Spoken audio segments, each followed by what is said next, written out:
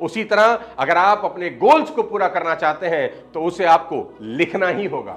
जो भी आप पाना चाहते हैं उसे कागज पर लिख लें। आपके गोल्स आपके दिमाग में नहीं, कागज पर लिखे होने चाहिए। आप लिखने की ताकत को बिल्कुल कम मत समझिए। ब्रायन ट्रेसी कहते हैं कि सिर्फ 3% लोगों के पास रिटन गोल्स होते हैं और बाकी सारी दुनिया उन्हीं 3% लोगों के लिए काम करती है। कुछ साल पहले हार्वर्ड बिजनेस स्कूल में एमबीए ग्रेजुएट्स पर रिसर्च हुई। पता चला कि सिर्फ 3% बच्चों के पास अपने रिटन गोल्स थे। 13% बच्चों के पास गोल तो थे पर लिखित रूप में नहीं थे और 84% के पास तो कोई गोल ही नहीं था। और जानते हैं बाद में क्या हुआ? जिन 3% के पास रिटन गोल थे वो बाकी के 97% बच्चों से 10 गुना ज्यादा पैसा कमा रहे थे। दोस्तों, रिटन गोल्स कितने पावरफुल हो सकते हैं इसका एक बहुत बड़ा और शानदार उदाहरण आपको देता हूं। ओलंपिक में decathlon gold prize winner Bruce Jenner नए खिलाड़ियों से मिलने एक हॉल में गए जो आगे चलकर ओलंपिक में खेलना चाहते थे। जेनर ने उन प्लेयर से पूछा कि आप में से कितने लोगों के पास आपके रिटन गोल्स हैं। उस समय सिर्फ एक खिलाड़ी ने, जी हां, सिर्फ एक खिलाड़ी ने अपना हाथ उठाया। उसका नाम डैन ब्रायन था।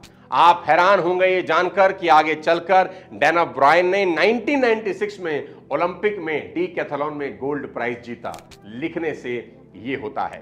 जिम कैरी से बड़ा एग्जाम्पल नहीं मिलेगा। 1990 में जब उन्होंने अपने ही नाम से $10 मिलियन का चेक काटा और उसे अपने जिम में रख लिया, और 95 में जब उन्हें डम्ब एंड डम्बर मिली तो ठीक $10 मिलियन उनको पे किए गए। ब्रूस ली ने अपने आप को लेटर लिखा कि एक दिन मैं दुनिया का सबसे बड़ा सुपरस्टार बन जाऊंगा, और एक दिन ब्रूस ली दुनिया के सबसे बड़े सुपरस्टार बन गए। दोस्तों, आप भी अपने लिए जिम कैरी की जैसा चेक काट सकते हैं। आप भी अपने लिए ब्रूस ली जैसा अचीवमेंट कर सकते हैं। बस शर्त इतनी सी है कि आपको उसे अपने हाथों से लिखना ही होगा। मोबाइल या लैपटॉप में टाइप करने की गलती बिल्कुल मत करना। नोटबुक या डायरी में अपने क्लियर गोल अपने खुद के हाथों से लिखना, क्योंकि लिखना साइको न्यूरो एक्टिविटी है। लिखते समय आप सोचने और फोकस करने के लिए मजबूर हो जाते हैं और आपका कॉन्शियस माइंड पूरी तरह से एक्टिव हो जाता है।